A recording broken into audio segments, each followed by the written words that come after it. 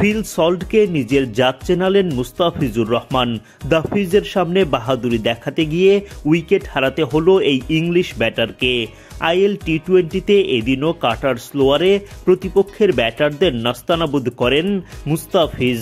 প্রথম ওভার থেকেই উইকেট শিকারে বনে গেলেন দুবাই ক্যাপিটালসকে জয় এনে দেয়ার অন্যতম নায়ক।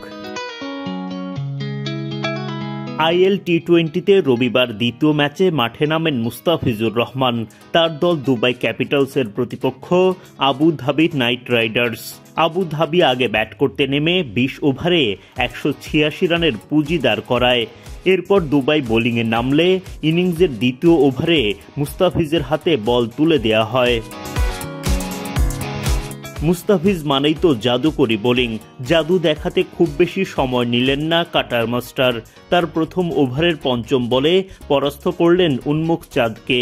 উইকেটের পেছনে ক্যাচ দিয়ে বিদায় নেন চাঁদ। মুস্তাফিজের মুখে ফোটে হাসি।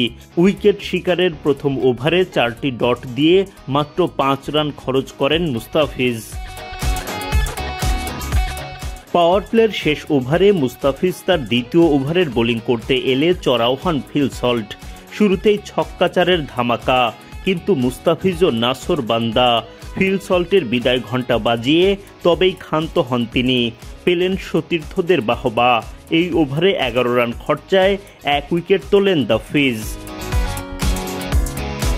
নিজের 3 নম্বর ওভারে 7 রান খরচ করেন মুস্তাফিজ। সব মিলিয়ে 3 ওভারে 22 রান দিয়ে জোড়া উইকেট শিকার তার।